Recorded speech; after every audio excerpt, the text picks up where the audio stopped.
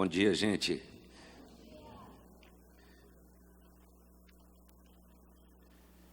Pena que o tempo passa rápido, não é verdade, gente? Quero dizer para vocês mais uma vez que é muito bom estar com vocês.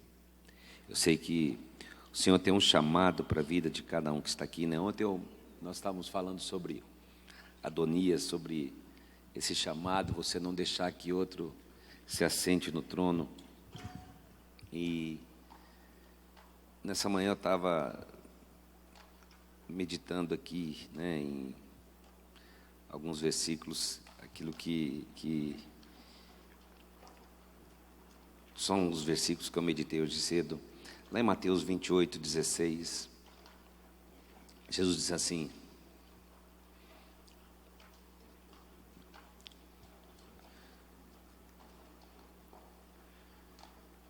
os 11 discípulos foram para a Galiléia, para o monte que Jesus lhe indicara.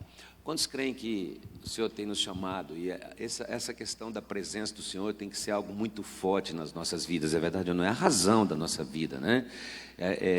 Agora mesmo Samuel cantando disse: olha, é no monte do Senhor, né, que nós encontramos o nosso socorro, né? Eleva os meus olhos para os montes, de onde me virá o socorro? É no monte do Senhor que a gente encontra Jeová Jireh, o Deus da provisão, na verdade, é aquele que provê, não apenas financeiramente, mas Ele provê em todas as áreas, porque quando Ele fala que Ele é o Deus da provisão, Ele não está falando só de provisão financeira, mas Ele está falando de tudo aquilo que a gente precisa, né? É no monte do Senhor que a gente é confortado, é consolado. Jesus estava lá no monte orando, os discípulos estavam dormindo, mas suando gotas de sangue lá, sabe, padecendo. Deus enviou anjos para dizer: olha, Jesus, você não está sozinho, eles estão aí do seu lado, né? É no monte do Senhor que nós temos revelação, transformação, foi lá a transfiguração. Quanta coisa a gente pode estudar sobre o monte do Senhor. E aqui no texto diz que os 11 discípulos foram para o monte que Jesus indicara. Estavam lá no monte, e ali no monte Jesus se revela. O versículo seguinte diz assim: e quando viram, quantos creem que cada vez mais Ele vai se revelar para a gente, queridos? Mas é interessante que diz que quando eles o viram, e essa é uma característica da igreja, e a gente muitas vezes não percebe o que está dizendo esse texto.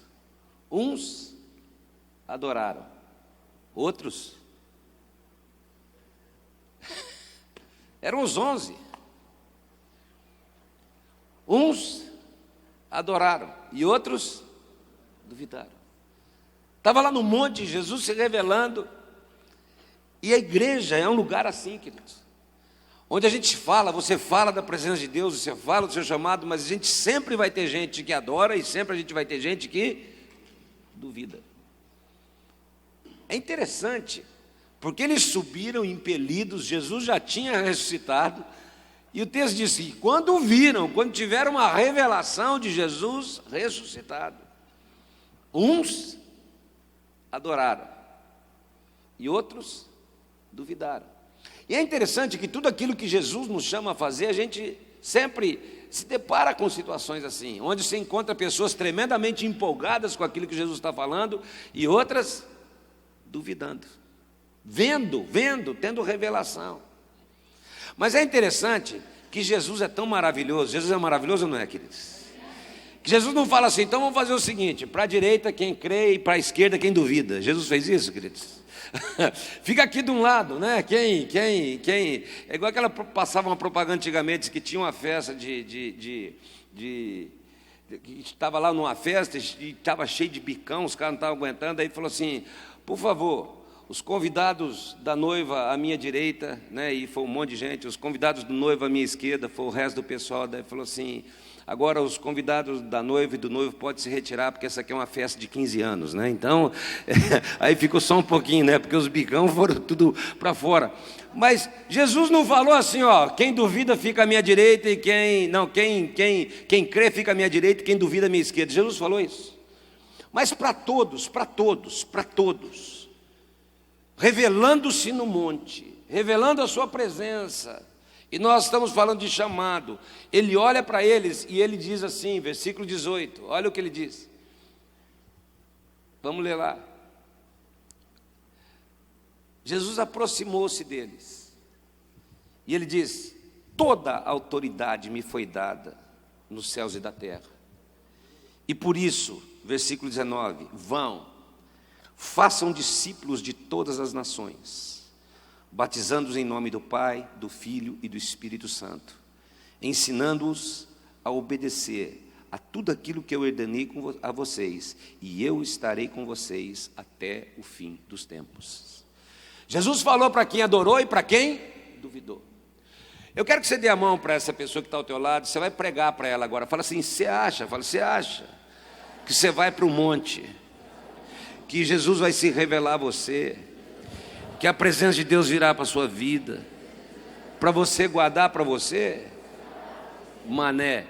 Você acha que Deus ele quer se revelar a você sem que esse chamado, sem que aquilo que Ele tem para cumprir na tua vida? Porque, sabe, queridos, sabe por que Deus está levantando uma geração que é adoradora e profética?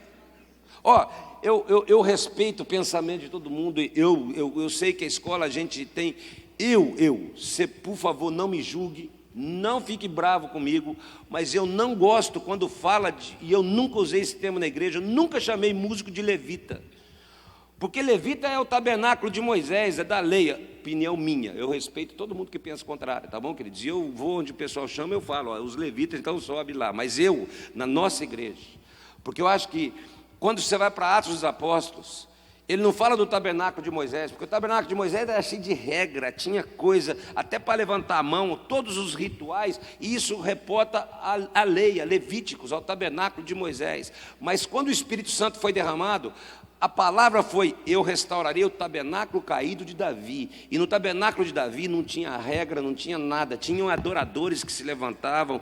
Tanto é que Davi não era da tribo de Levi, era da tribo de Judá, como Jesus. E é por isso que eu creio que nós não somos levitas, nós somos adoradores.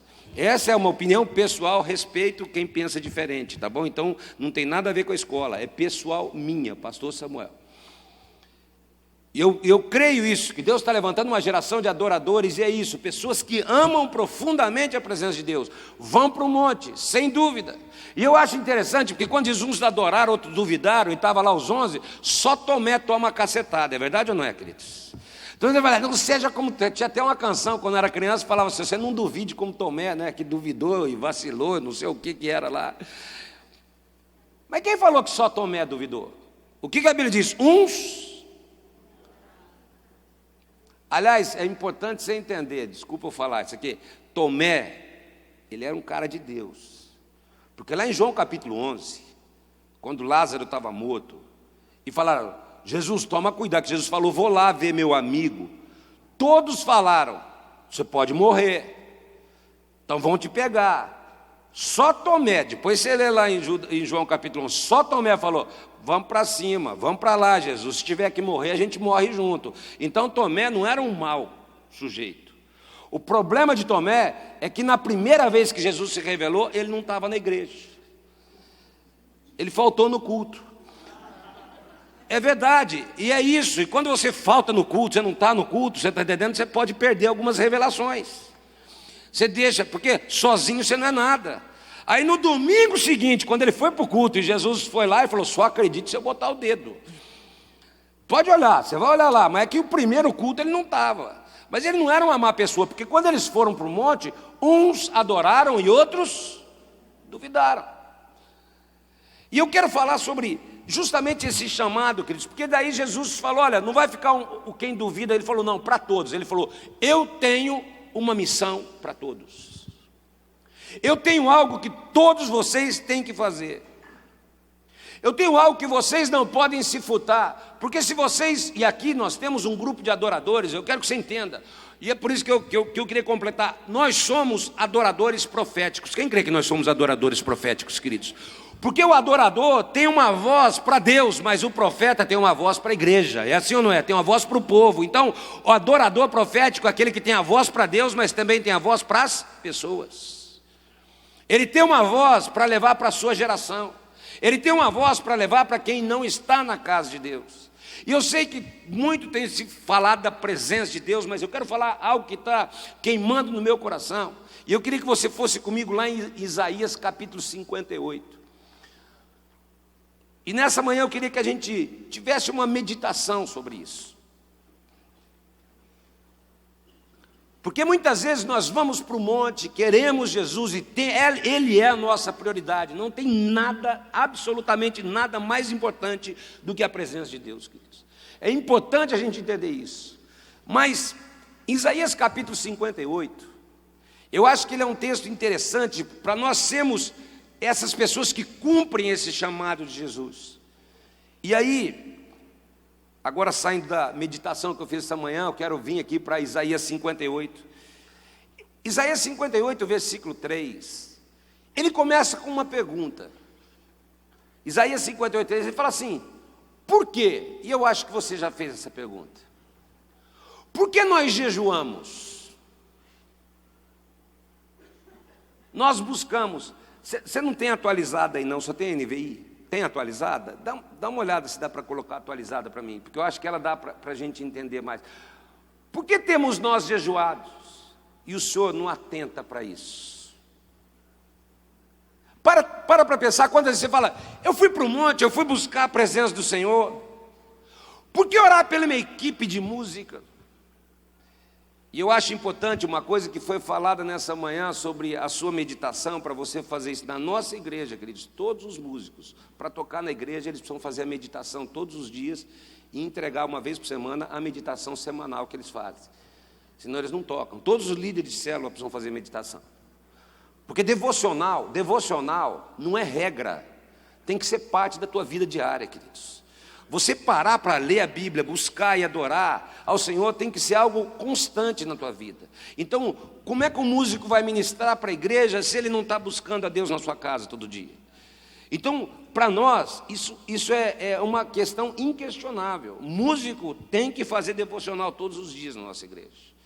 Porque se ele quer estar no palco, se ele quer estar aqui adorando, buscando, ministrando a igreja, ele precisa ter uma ministração.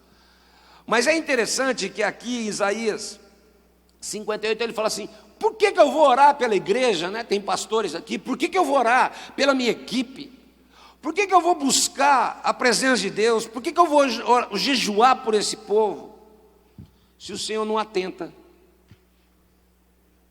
se o Senhor não faz nada, se o Senhor não leva em conta. A tradução revista e corrigida fala assim: se o Senhor não sabe, parece que Deus não sabe das coisas.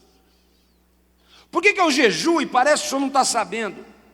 Quantas vezes você falou: Senhor, o Senhor já parou para pensar como eu tenho me dedicado? Você pode não ter falado, mas que você pensou. Eu me dedico, eu pago preço, eu trabalho, eu me consagro. Você já imaginou Jesus para aquele bando que metade duvidou, não sei se foi metade, mas uns duvidaram, outros adoraram. Se fosse você no lugar de Jesus, eu fico imaginando, queridos. Você parou, depois de ressuscitar, ainda tem uns que adoram e outros que... O povo é triste ou não é, queridos? As pessoas são tristes ou não são? Porque eu sou sincero, um dia eu confessei o pecado, eu falei: se eu estou na cruz, queridos. E o cara passa: você não era o bom, você não era o filho de Deus. Eu arrancava um preguinho e jogava na testa do cara. Eu confesso. Falar: toma aí, ó. Mandava até um bicudinho assim, né? Arrancava um prego assim, porque o cara: você não é o... É por isso que, graças a Deus, eu não sou Jesus. Mas na realidade, eu fico imaginando ele se revelando. E quantas vezes você chega na presença de Deus, você fala: Senhor, eu tenho me consagrado, eu pago um preço por essa equipe, eu pago preço por essa igreja, eu estou aqui buscando. Será que o Senhor não sabe? Será que o Senhor não leva em conta? Será que o Senhor não atenta para isso? Eu aflijo a minha alma. O bicho está pegando, a coisa está feia. Olha o que estão falando, estão duvidando. A coisa está tão difícil, se eu cuspir no chão, cai na minha testa. Tem dia que é assim ou não tem, queridos? Parece que as coisas não acontecem. Você fala: Senhor, o que está acontecendo? E qual é a razão para muitas vezes a gente só para naquele começo do versículo? Por que a gente tem jejuado? e o Senhor não presta atenção?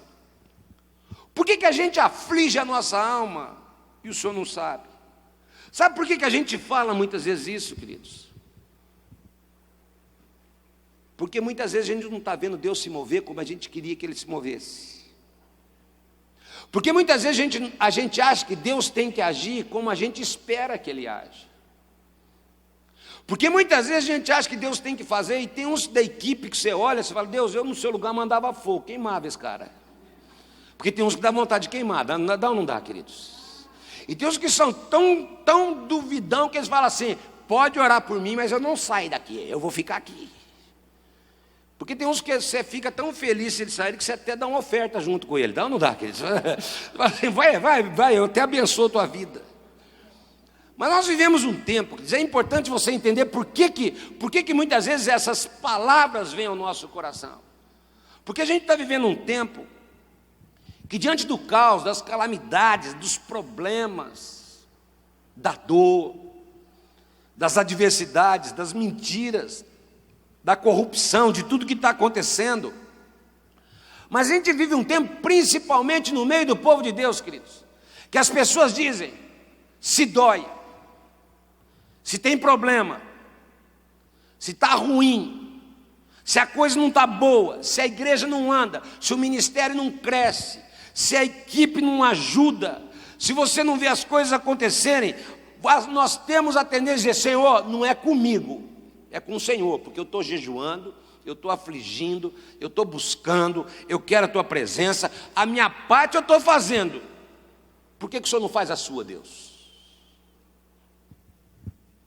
Quantas vezes a gente ensina, ministra, canta bonito, mas nós questionamos Deus por conta das circunstâncias que nós vivemos, por conta daquilo que está acontecendo conosco que a gente não está vendo Ele agir, por conta daquilo que nós estamos vivendo sem ver Deus fazer.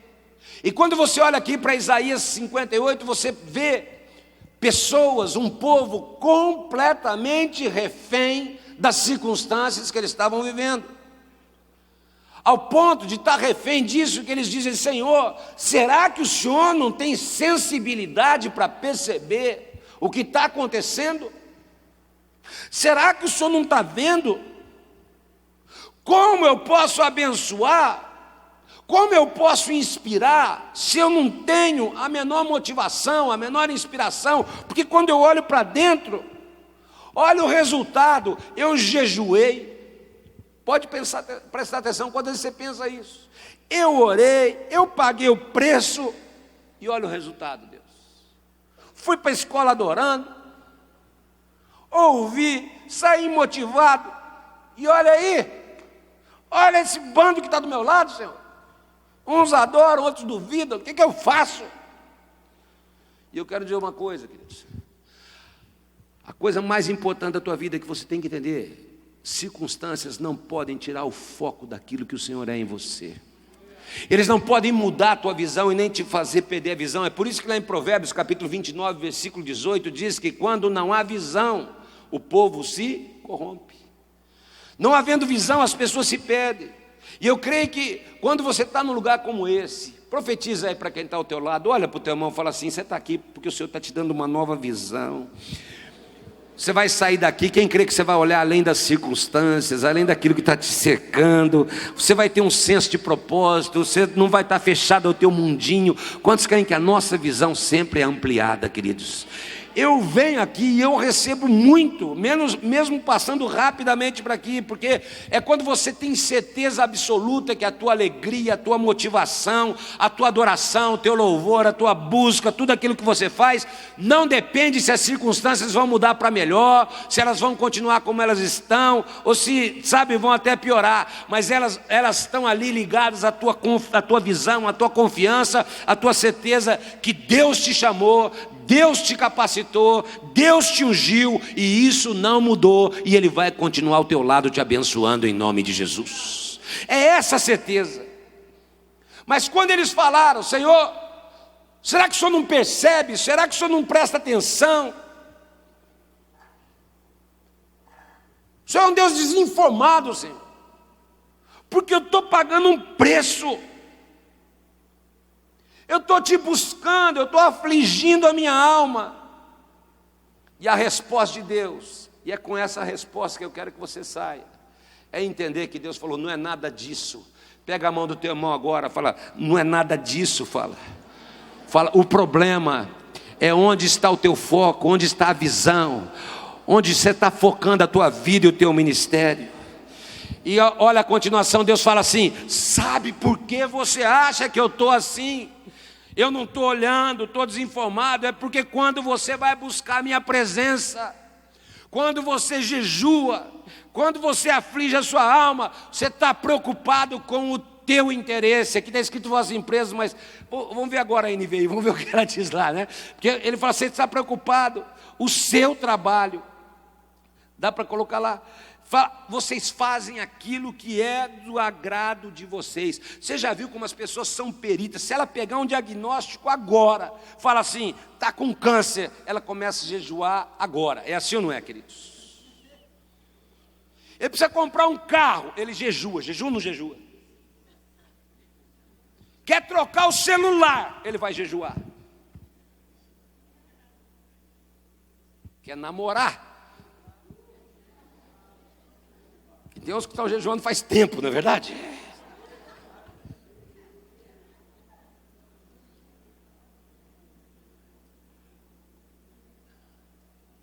Mas você já percebeu o que Deus está falando? Sabe qual é o problema? É que vocês são peritos, vocês são craques em jejuar para as suas atividades,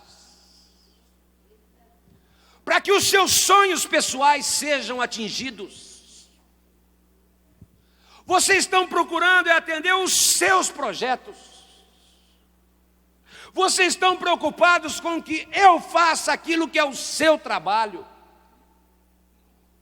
aquilo que é do agrado de vocês. E olha o que ele diz no versículo 4. Jejuando assim, você não pode esperar. Como é que termina o versículo 4? Que a sua voz seja ouvida lá em cima. Sabe qual é o grande problema da igreja, queridos? A gente jejua, a gente ora, a gente busca, pensando em nós. Para pensar nisso. Eu disse aqui o ano passado, qual foi a única vez que você jejuou e alguém perguntou, por que você está jejuando? E você falou, eu estou jejuando porque eu quero Deus. Mas vai dar uma razão? Nenhuma, é porque eu quero estar mais próximo de Deus. Ele fala, sabe qual é o problema? Sabe por que você acha que eu não estou olhando para a tua vida? É porque você sobe ao monte, mas ao subir, sabe por que você continua duvidando? É porque você está preocupado em cantar para você, em buscar para você, em trazer para você, em procurar o seu interesse. E eu quero dizer uma coisa, Deus está falando, enquanto você olhar só para você, pensar só em você, jejuar focado em você, eu não tenho por que agir.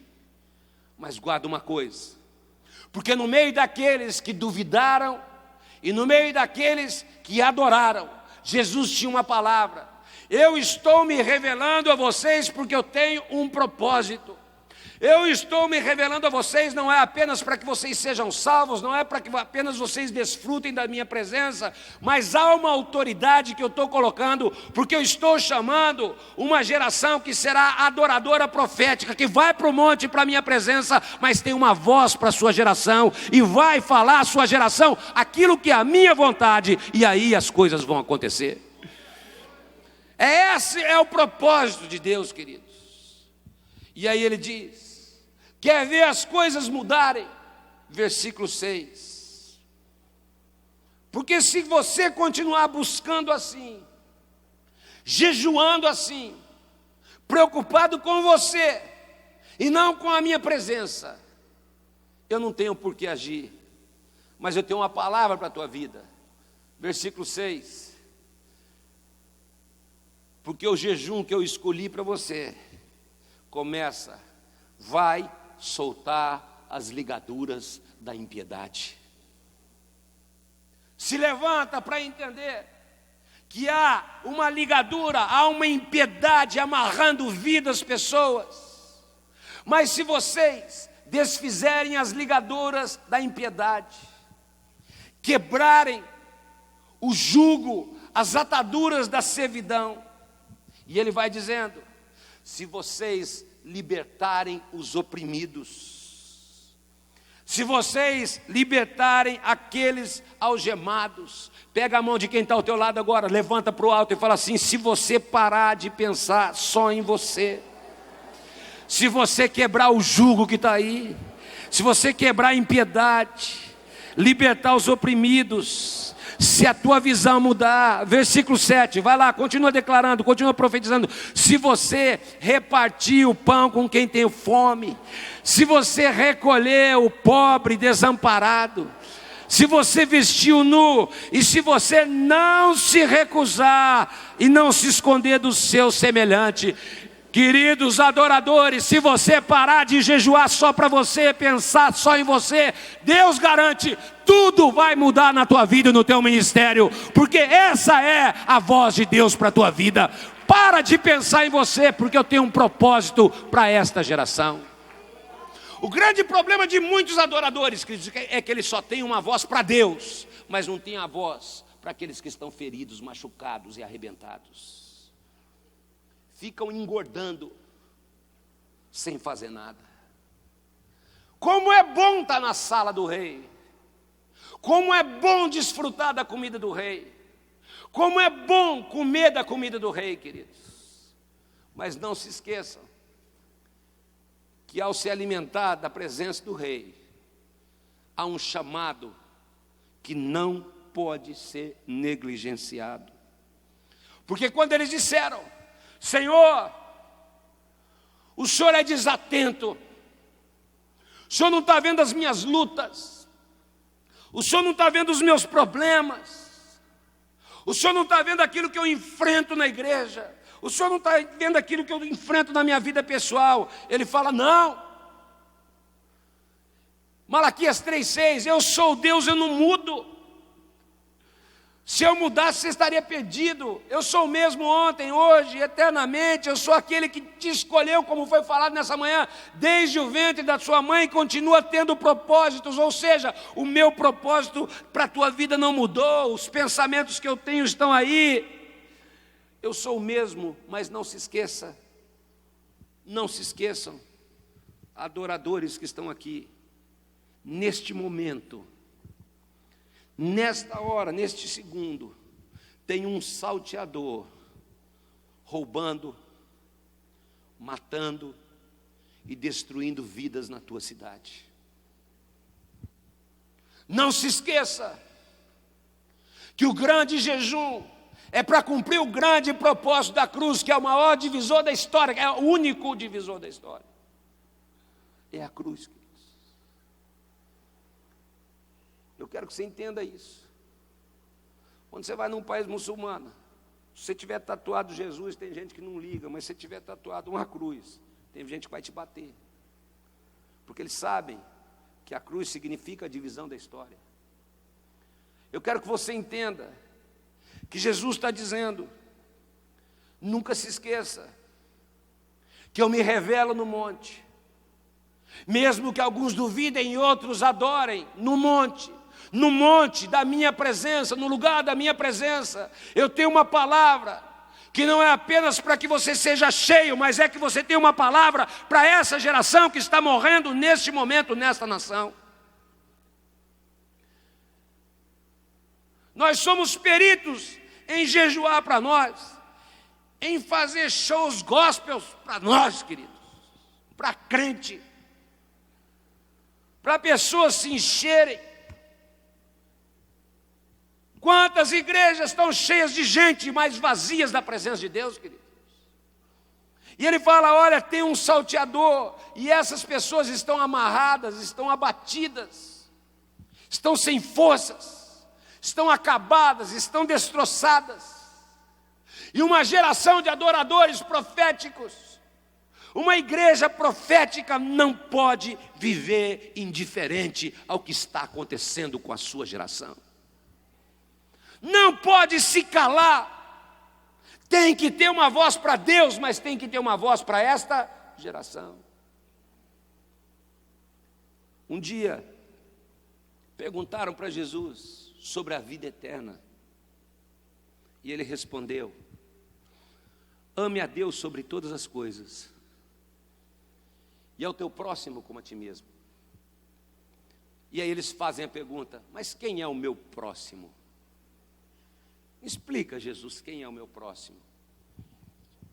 E Jesus falou aquela parábola que você conhece muito bem. Ele contou uma história com 4 personagens. O primeiro personagem era um homem caído à beira do caminho. Você lembra? O cara foi assaltado, uma vítima. Só dar um parênteses, eu não falei sobre, mas domingo passado, eu pregando sobre o chamado que nós temos, porque na nossa igreja este ano, e Deus tem movido de uma forma muito intensa, nós chamamos de ano de fé e obras. E eu passei um vídeo, eu não passei aqui porque ele é muito forte, de uma menininha, não sei quem assistiu na internet, que foi atropelada na China, saiu no jornal do SBT, alguns jornais. Ela foi atropelada, ela tinha 2 anos, ela escapou da mãe, o carro viu e atropelou. E mostra a criancinha sendo atropelada. E até que alguém ajude, 18 pessoas passam por essa criança. Tem gente que finge que não vê. 2 anos. Uma outra caminhonete passa por cima da criança. Até que uma pessoa simples estava com um saco, devia ser um catador, não sei se de papel, alguma coisa, tira, pega aquela criança no braço, daí a mãe aparece, ela entrega para a criança, e a reportagem do SBT diz que a criança foi para o hospital e 1 semana depois a criança morreu. E eu fico imaginando o seguinte, queridos, eu estou com esse filme aqui, aquele é um filme muito forte, e eu fico imaginando aquela mulher que ajudou. Eu acho que quando ela recebeu a notícia que aquela criança morreu, ela deve ter chorado, ela deve ter falado: puxa vida, morreu. Mas ela podia deitar a cabeça no travesseiro e dormir. Mas eu fico imaginando aqueles 18, queridos, que desviaram. Depois você pode entrar, chinesa atropelada. Você entra no YouTube e está lá. Você vai ver, garotinha chinesa atropelada. E tem a notícia, saiu no SBT e em outros jornais aí. Eu fico imaginando aqueles 18, quando viram que eles foram filmados, queridos. E a pessoa desviando. E a criança ficou lá quase 8 minutos no chão, queridos. Eu fico imaginando esses que passaram e não fizeram nada. E Jesus fala desse personagem que estava lá caído, vítima desse salteador, vítima desse ladrão. Provavelmente uma pessoa como as pessoas na nossa cidade que estão vivendo momentos difíceis, e se ninguém ajudasse, ele iria morrer, querido. Sem dúvida, Jesus queria dizer que Ele representa essas pessoas que nos rodeiam.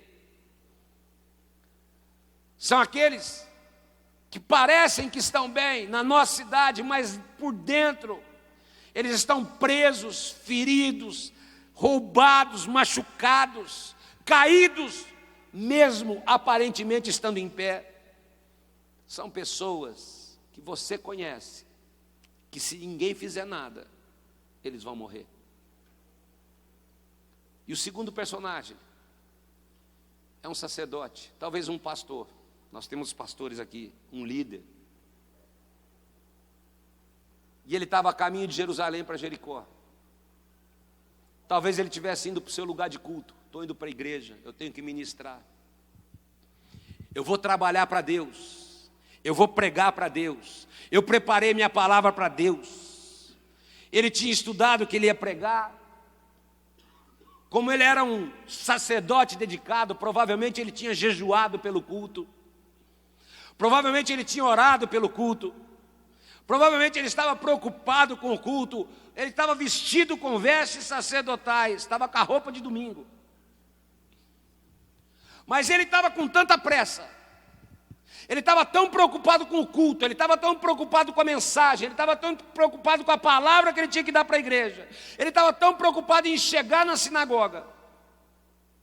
Ele estava tão preocupado com as estratégias e com os programas da igreja. Ele tinha tanta coisa para fazer para Deus. Ele tinha tanta coisa para ministrar para Deus. Ele tinha tanta coisa para pregar, fazendo a obra de Deus, que ele não tinha tempo para parar, porque ele já estava muito ocupado. Como dar atenção para mais um, se eu já tenho que jejuar pela igreja, buscar para a igreja, pregar para a igreja, estar na igreja, atender as pessoas da igreja? Tem outros que façam. E o terceiro personagem é um levita. E aqui, apesar do que eu falei, eu vou falar que o levita aqui era adorador, porque ainda era na época deles lá. Era um músico. Aquele que é chamado a levar as pessoas a adorar a Deus, a ir para a presença de Deus, buscar a presença de Deus, e talvez ele estivesse indo para a mesma igreja. Talvez ele estivesse indo para o mesmo culto, para a mesma reunião. Mas ele veio depois, porque como músico ele estava um pouquinho atrasado.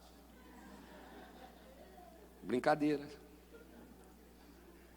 Mas ele estava indo para a igreja, e ele já tinha as canções que ele ia cantar. Eu vou cantar para Deus hoje, eu já sei até que eu vou cantar. Talvez ele até estivesse compondo uma canção para Deus naquele caminho. Ele estava lá cantando para Deus, adorando, estava com o seu fone de ouvido, com o seu iPod, ou qualquer coisa assim. E ele estava tão envolvido com a sua canção.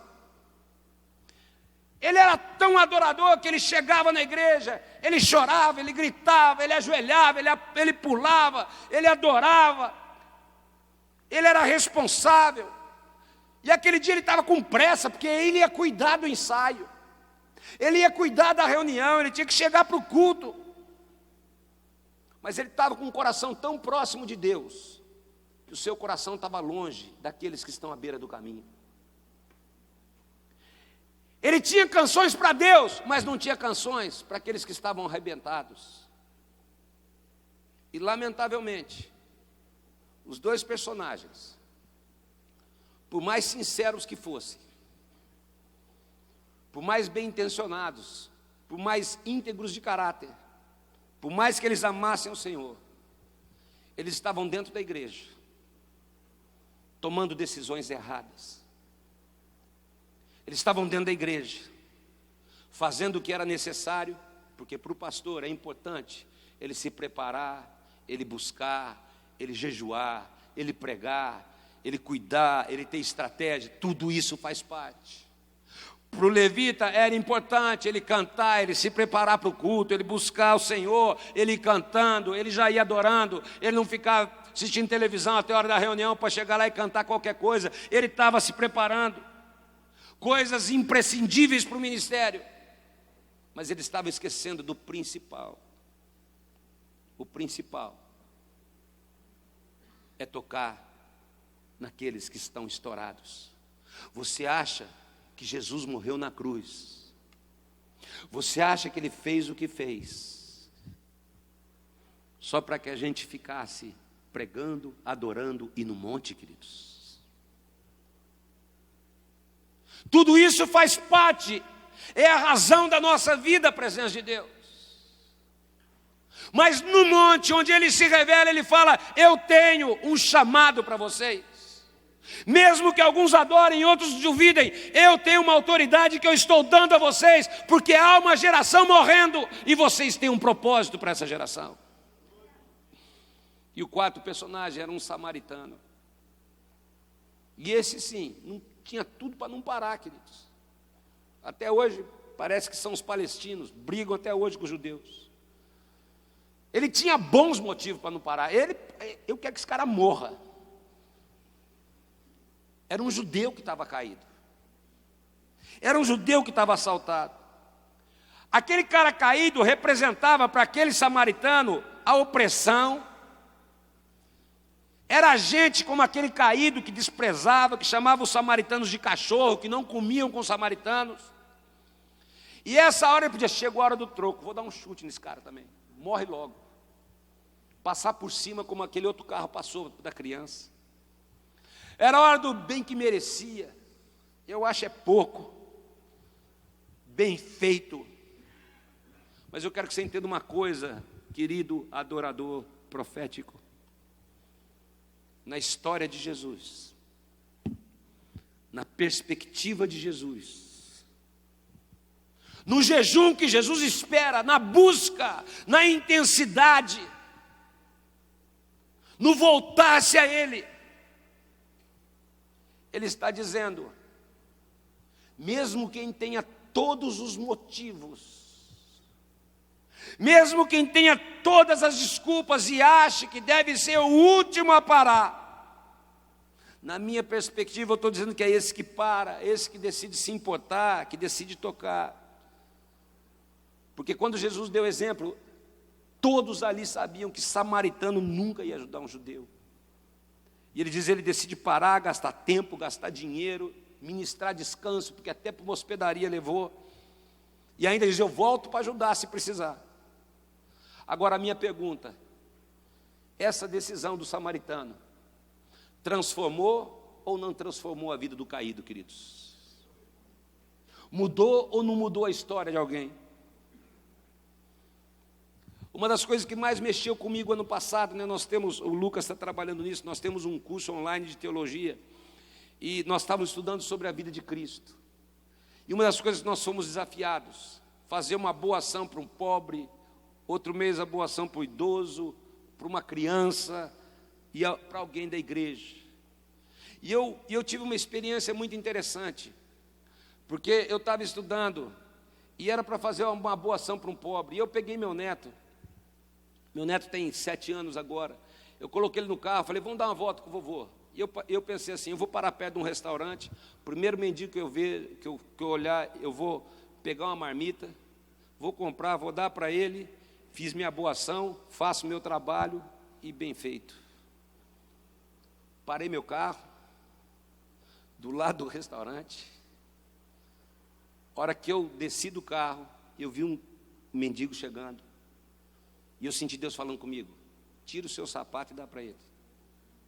Eu falei, mas esse sapato não é o sapato de dar, porque todo mundo tem sapato de dar, eu não tenho, queridos. Eu falei, mas não saí com sapato de dar, porque a gente sempre tem roupa para dar, sapato para dar, você tem ou não tem, queridos? Esse aqui é o sapato que eu gosto, eu paguei caro. Eu falei, é esse que você vai dar. Lá no meio da rua, eu tirei meu sapato, fiquei descalço. E a hora que eu entreguei para ele, eu comecei a falar de uma nova caminhada que Jesus tinha para a vida dele. Esse cara começou a chorar, e ele falou, não acredito que o senhor está me dando esse sapato, porque é um sapato bom, confortável, macio, né? Caro. Tinha quase R$300 no sapato, né? Falei, meu Deus do céu, não é esse sapato, Senhor. Falei, fiquei lá e meu neto do lado. Quando eu subi no carro, meu neto falou assim, vô, que massa, hein? Isso aí foi. Falei, você deu um sapato que você vai na igreja, vô. Nunca vou esquecer disso. Quem foi mais abençoado? Foi o cara que ganhou o sapato ou fui eu, queridos? Eu quero te perguntar, quem foi mais abençoado? E quantas vezes a gente só está com a voz para Deus, esquecendo que um abraço, um sapato, um gesto. Nosso último encontro com Deus, nós temos um camarada, porque o rapaz da igreja resolveu ir para a praça, fazer casa de paz com mendigos, porque nós temos um projeto chamado Casa de Paz, né? Muitas igrejas têm. Ele falou, a minha casa de paz vão ser os mendigos da praça. Num domingo eu até fiquei bravo, porque começou a aparecer uns 5 cachaceiros na igreja. Pensa os caras fedidos, cheirando mal, e vinha, atravessava na frente do púlpito assim, ei, aí pastor. No último agora, tinha um baiano que tinha chegado lá para trabalhar na cana, e foi para cana, né? Foi para cana. Morava na rua, mendigo. E de repente, quando a palavra foi levada a ele, largou a bebida, Deus deu um emprego para ele é muito, R$1.200 por mês para um cara que vivia na praça, queridos. Uma pessoa da igreja, depois ele deu uma casa, ele tinha uma pessoa que tem muitas casas de aluguel, falou, não, vou dar uma casa para esse cara morar. O cara tem casa, tem emprego, largou a bebida, está na igreja servindo a Deus e já está ganhando outros mendigos para Jesus. Qual é o jejum? Qual é o jejum que nós vamos fazer, queridos? Sabe, levanta a mão desse adorador profético aí que está do teu lado, levanta a mão dele e fala assim, o Brasil, fala o Brasil. Está falando um monte de coisa da igreja. Segura aí, o Brasil fala que nós somos homofóbicos, fala ou não fala, queridos? O Brasil fala que nós estamos aqui para arrancar dinheiro do povo, o Brasil fala que nós somos atrasados, sem cultura, que igreja é meio de vida, mas eu creio que Deus está levantando um povo, uma igreja, que vai mudar essa identidade, um povo que vai quebrar as ligaduras, que vai quebrar as cadeias, que vai levantar sua voz para essa geração, e vai falar, Senhor, se é esse jejum que o Senhor quer, nós vamos jejuar, para que a tua vontade seja feita. O Brasil vai mudar a visão que tem a respeito da igreja, porque há uma geração sendo levantada que vai tocar nos necessitados e naqueles que estão arrebentados pela vida. Chegou a hora de você cumprir o chamado de Deus na sua vida, em nome de Jesus. Tenha voz para Deus, mas tem uma voz para quem está quebrado. Quem crê que nós teremos os melhores estudantes, os melhores empresários, os melhores cidadãos, os melhores empregados? Quantos creem que nós vamos ter as melhores famílias, queridos, que são referência, os casamentos mais bonitos? Sabe, o grande questão é o seguinte, a gente fica, enquanto fica brigando para falar da homossexualidade, vamos mostrar como a heterossexualidade é linda, como o casamento é bonito, como uma família restaurada por Deus é linda, e isso vai ser a referência para esse mundo que está arrebentado. Você vai ser os melhores amigos que alguém pode ter, verdade ou não é, queridos? Porque vai ser cheio do Espírito Santo. Sabe por quê, queridos? Porque a resposta para os feridos da tua cidade está aqui nesse salão, nessa manhã. Adoradores que têm uma voz para Deus, vão para o monte, mas recebem no monte uma ordem. A autoridade te foi dada para que você toque naqueles que estão feridos e machucados. Quem quer cumprir o chamado do Senhor? Pega na mão do teu irmão e fala, a resposta para a tua cidade está aqui, fala. A resposta para os feridos. Levanta bem alto as suas mãos, creia nisso, fala, a resposta está aqui nessa manhã. Fala, Senhor Jesus, eu creio que nós somos o instrumento que o Senhor escolheu para abençoar, declara, a nossa geração, a nossa cidade, o nosso povo. Sabe, queridos, milhões nessa nação estão à beira do caminho, mas o Senhor vai levantar um povo comprometido com a sua presença, um povo que ama a sua presença, um povo que não abre mão da sua presença, mas sabe que essa presença tem uma razão, quebrar as cadeias que estão aí fora, porque o único que pode quebrar essas cadeias é Jesus Cristo, através do seu povo, queridos. Essa é a razão de você buscar a presença de Deus. É por isso, queridos, que o diabo todos os dias trabalha para falar para você, olha para as tuas circunstâncias, jejua para as tuas circunstâncias, busque a Deus pensando em você,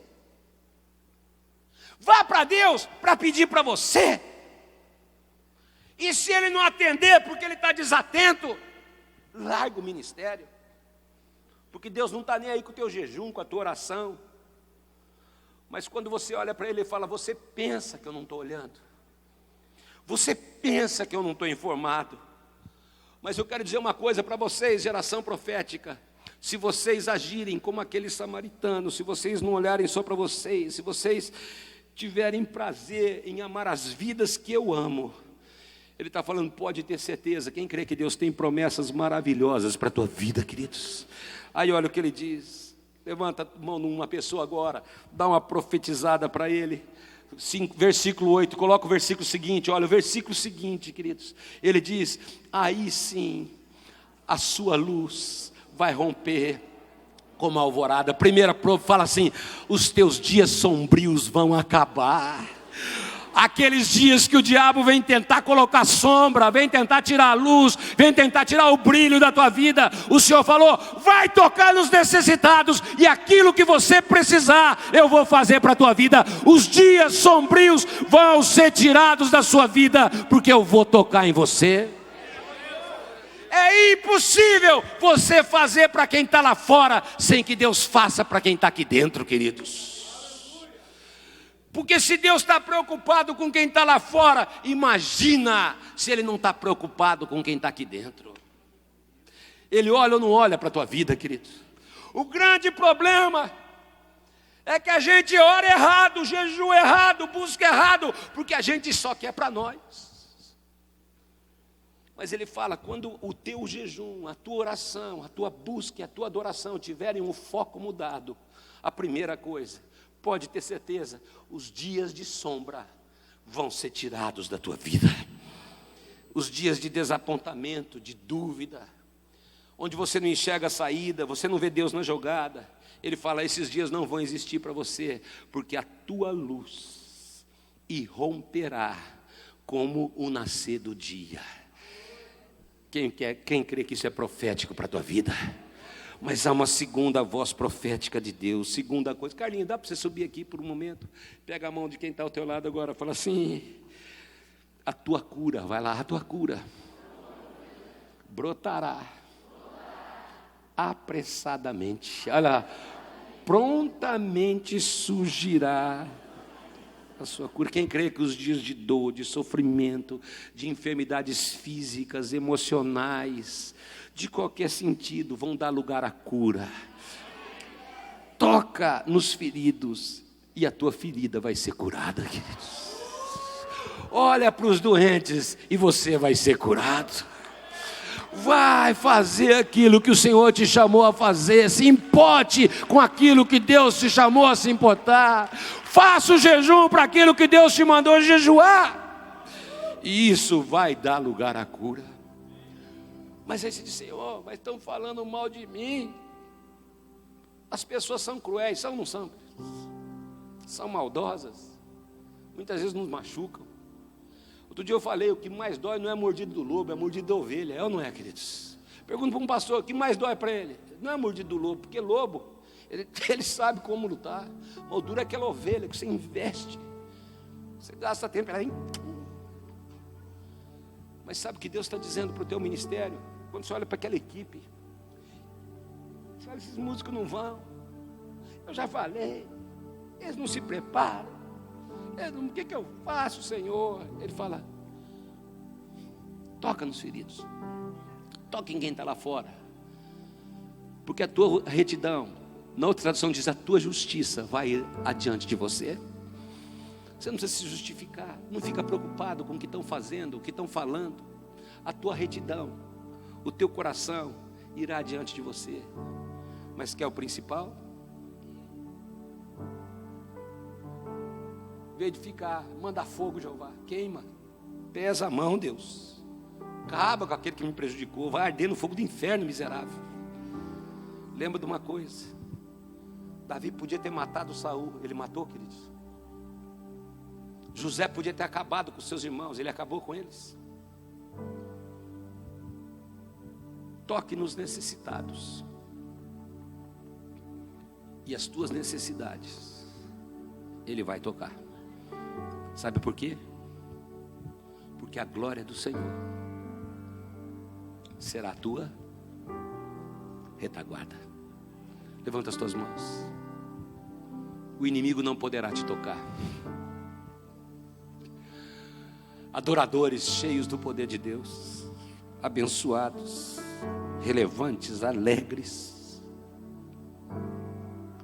que trazem a glória de Deus, mas porque sabem que tem a glória de Deus como retaguarda. Em vez de dizer, Senhor, o Senhor não presta atenção no que está acontecendo comigo. Será que eu jejuo, eu me aflijo a minha alma e o Senhor não vê? Será que o Senhor não está vendo, Senhor? Ele diz, calma, faça aquilo que eu te chamei para fazer. Faça aquilo que eu declarei para você no monte, quando eu revelei a minha presença, Jesus crucificado a você. E em vez de dizer, o Senhor é um Deus desatento, toque naqueles que eu te pedi a tocar, porque eu tenho uma resposta para a tua vida. Versículo 9. Aí, em vez de dizer, Senhor, não presta atenção, você vai clamar, e o Senhor vai te responder. Você vai gritar, Deus! E Ele vai dizer, eu estou aqui do teu lado, eis-me aqui. Mas não esqueça, tira do meio de ti o jugo, o estender o dedo, o falar borracha, o falar o que não deve. Tira, porque se você, olha o versículo 10, se você abrir a tua alma ao faminto, se você fartar aquele que está aflito, se você não ficar jejuando só para você, mas entender que tem uma geração morrendo aflita, se você levantar os teus olhos para mim e cumprir aquilo que eu te pedi para fazer lá no monte, a tua luz nascerá nas trevas, e a tua escuridão como o sol do meio-dia. E aí, manda as suas mãos ao Senhor. Sabe o que Ele diz?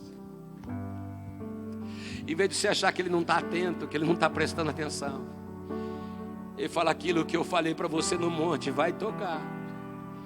Olha o que vai acontecer com você, versículo 11. O Senhor te guiará continuamente. O Senhor estará com você todos os dias, e fartará a tua alma até nos lugares áridos.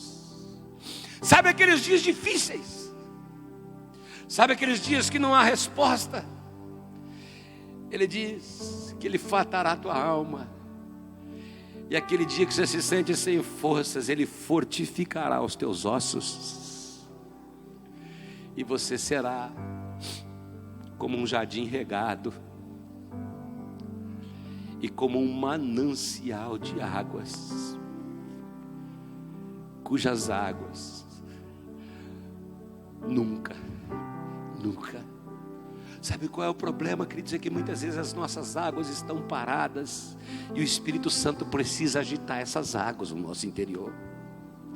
Muitas vezes nós nos acostumamos, e nós nos esquecemos, e a nossa busca é para nós. Mas o Senhor diz, no monte que Ele se revela, eu estou dando uma autoridade para vocês tocarem naqueles que precisam. E quando você entende isso, Ele completa dizendo, versículo 12, e os que de ti procederem. Quantos creem que essa geração que está saindo daqui vai gerar filhos e filhas que vão honrar o Senhor? Quem crê que você vai gerar filhos espirituais, discípulos do Senhor, pessoas comprometidas com a presença de Deus? E os que de ti procederem, em vez de jejuar para si, buscar para si, mas porque tem uma visão correta daquilo que Deus tem, também edificarão as antigas ruínas, e você levantará o fundamento de muitas gerações, e serás chamado reparador de brechas e restaurador de veredas. Uma outra tradução diz, para que o país se torne habitável. Levanta a mão de uma pessoa que está ao teu lado, fala assim, esse país vai ser uma bênção. Fala para o teu irmão. Fala, o Brasil vai mudar, porque Deus está levantando uma geração. Levanta a mão desse teu irmão, meu querido, minha querida. A vida é uma só. A gente não tem outra. E um dia nós vamos ter que prestar contas do que nós temos feito pela nossa cidade, pela nossa nação. O que temos feito como povo de Deus. Uma nação habitável. Já imaginou, queridos? Já imaginou? Se cada um de nós saísse daqui e nesse ano ganhasse um para Jesus. Que ganhasse, queridos, se cada um na igreja brasileira ganhasse um em 4 anos, o Brasil inteiro estava mudado. Sabe, as pessoas chegarão aqui, encontrariam uma nação que adora, íntegra, que não tem corrupção, que não tem prostituição, não tem tráfico. Mas sabe por que isso ainda não vai acontecer, queridos? Porque os sacerdotes e os levitas, os pregadores e os adoradores, ainda estão com a sua agenda lotada. Eles ainda estão pregando para Deus, cantando para Deus, preocupados com os seus afazeres para Deus que não podem deixar de ser feitos, mas se esquecendo de quem está ferido no meio do caminho. E eu pedi para você dar a mão para o seu irmão, porque agora nós vamos profetizar que Deus vai levantar a sua vida e a vida dessa pessoa que está ao seu lado, com uma oração correta, com um jejum correto. Vamos ficar em pé, queridos. E eu queria que nós fizéssemos grupos de 2, 3, no máximo 4. E a Bíblia diz que onde estiverem 2 ou 3 reunidos no meu nome, eu estarei no meio deles. E o que vocês ligarem na terra está ligado nos céus. Quantos creem que nós podemos ligar agora? Quantos creem que nós podemos ligar a transformação das nossas cidades para a glória de Deus, queridos? E uma igreja preocupada com os feridos. Primeiro clamor que nós vamos levantar agora. Você vai levantar a sua voz e vai começar a declarar: Senhor, toca nos algemados, nos feridos, nos estourados. Levanta o seu clamor pela sua cidade. Mas peça para o Senhor usar a sua vida, querido. Peça para o Senhor te usar, para que você seja essa voz. Há um quadro que nós podemos mudar, queridos. Há uma situação que nós podemos transformar. Oh, rabachatacatarabacá. Era mamamamamacai. Era rabachatacatarabacai. Que rabababacheteriandalabacai.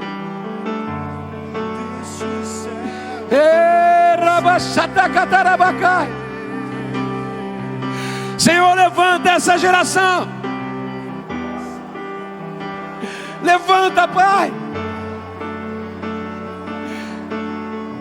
Uma geração de adoradores que vai para o monte, que quer a Tua presença, que faz tudo pela Tua presença, mas que não se esquece. Que não se esquece que tem um chamado, que o Senhor se revela no monte com um propósito: transformar essa geração que está perdida, Senhor. Transformar aqueles que estão caídos, machucados, arrebentados pela vida. Dá-nos compaixão, Pai. Dá-nos olhos para enxergar com os Teus olhos. Dá-nos um coração igual ao Teu. Catarabachatacatarabakai.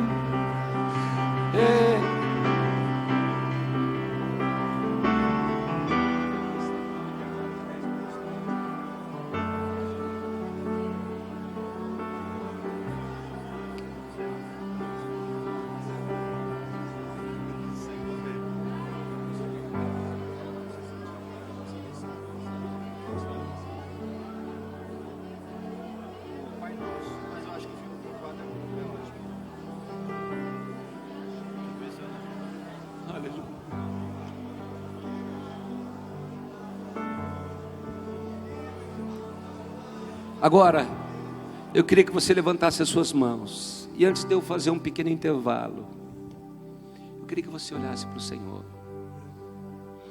Eu estava lembrando de uma canção, eu falei para o Carlinhos agora. Ela diz, né, vocês conhecem, fico preocupado, só em como devo agir. Chega de olhar para mim, abre a minha visão. Levante suas mãos ao Senhor.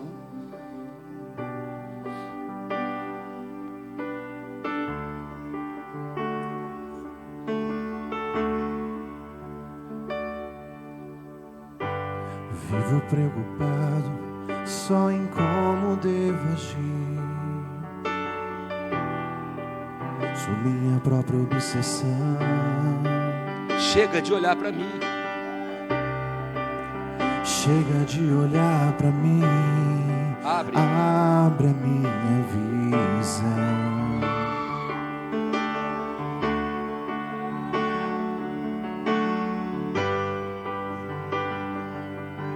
Por inteiro ao teu agir.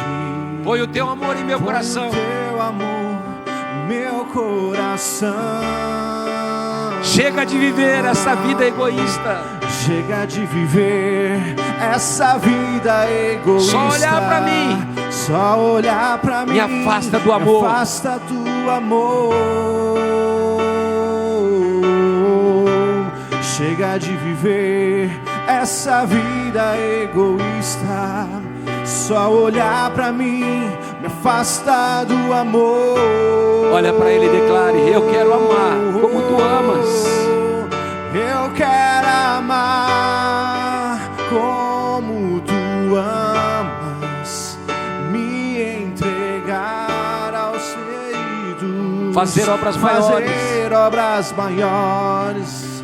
Eu quero estar em meio à multidão. Em meio à multidão de curados e remidos.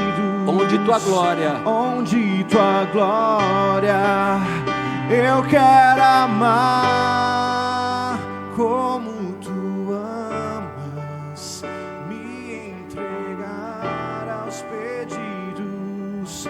Fazer obras maiores. Eu quero estar em meio à multidão de curados e remidos, onde tua glória.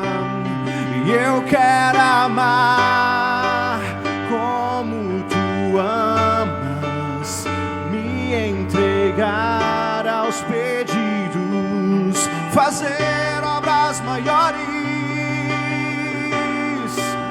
em meio à multidão de curados e remidos, onde tua glória pode nos tocar. Eu vou ler de novo. Por que jejuamos nós? E o Senhor não atenta para isso. Por que afligimos a nossa alma? E o Senhor não leva em conta? Ele diz: é que no dia que jejuais, cuidais dos vossos próprios interesses e exigis que se faça o seu trabalho. Seria este o jejum que escolhi? Versículo 6. Porventura não é este o que eu escolhi, que soltes as ligaduras da impiedade, que desfaças as ataduras da servidão, que deixes livres os oprimidos e despedaces todo jugo?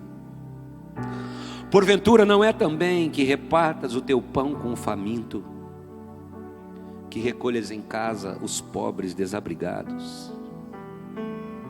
Se vires o nu, o cubras, e não te esconda do teu semelhante. Quando ele se revela, alguns adoram, outros duvidam. Mas para aqueles que aceitam, ele diz: então romperá a tua luz como a alva, a tua cura brotará sem detença, e a tua justiça irá adiante de ti, e a glória do Senhor será a tua retaguarda. Você clamará e o Senhor te responderá, gritarás por socorro e Ele dirá: eis-me aqui. Se tirares de ti o jugo, o dedo que ameaça, o falar injurioso, se abrires a tua alma ao faminto e fartares a alma aflita, então a tua luz nascerá nas trevas e a tua escuridão será como o meio-dia. O Senhor te guiará continuamente, fartará a tua alma até em lugares áridos e fortificará os teus ossos, e serás como um jardim regado e como um manancial cujas águas jamais faltam. Os teus filhos edificarão as antigas ruínas, levantarás os fundamentos de muitas gerações, e serás chamado reparador de brechas, restaurador de veredas, para que o país, para que o Brasil se torne habitável.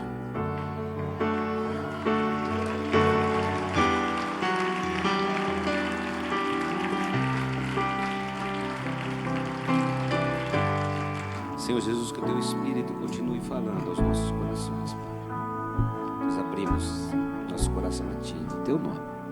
Amém. Vamos sentar, gente.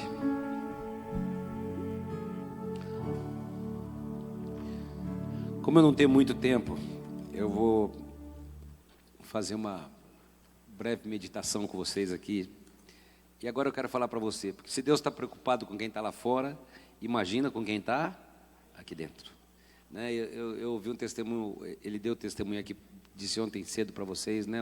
Quando um pastor tirou da rua, ele era mendigo, o resgatou, não tinha pai, não tinha mãe.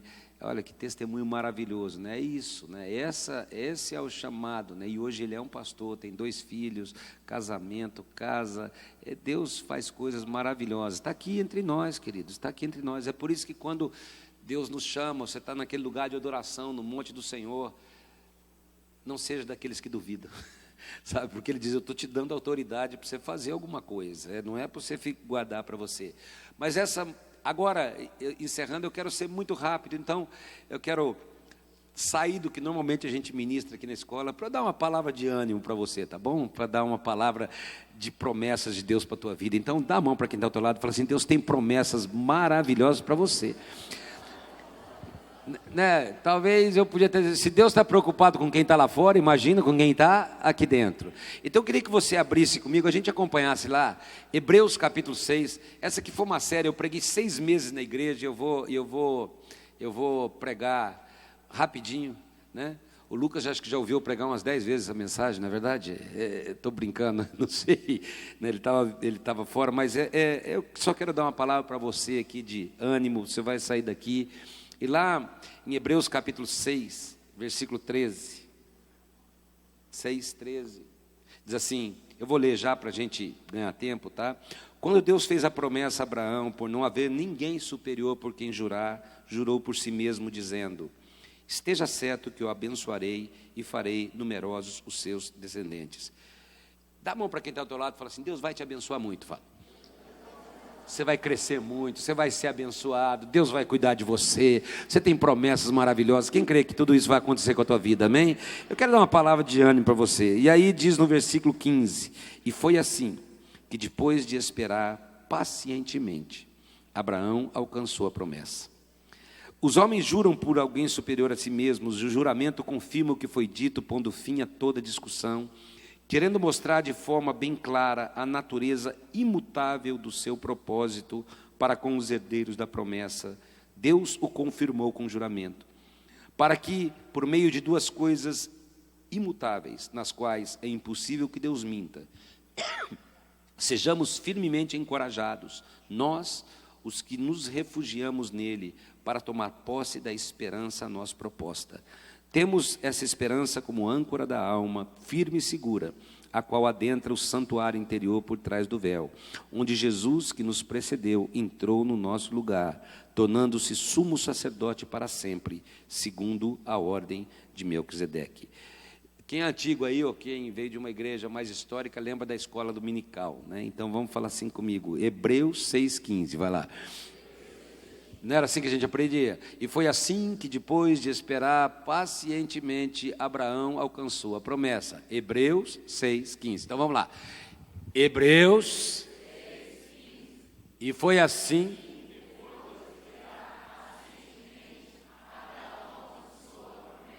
Hebreus. Segunda vez.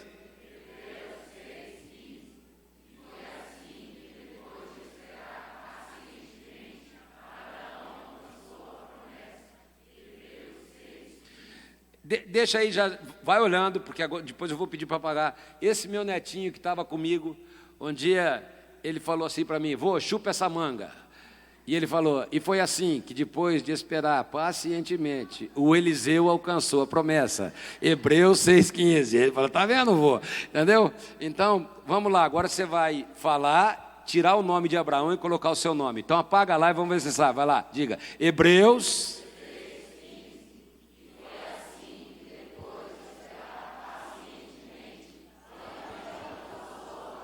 Ó, teve cola, hein? Teve cola, agora sem cola. Vamos lá, todos juntos, vai lá. E foi assim.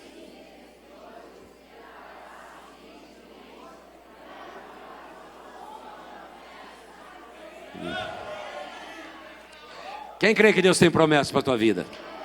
Então deixa eu, como eu não tenho muito tempo, então... E meu filho falou assim, você vai conseguir pregar em meia hora? Eu falei, vou tentar, tá bom? Você promete ouvir rápido. Mas deixa eu fazer uma pergunta. Quem aqui, quando era criança, já falou, juro por Deus? Será que eles falam, não, eu juro por Deus? O que você queria dizer? É verdade, é isso que estava falando, não era?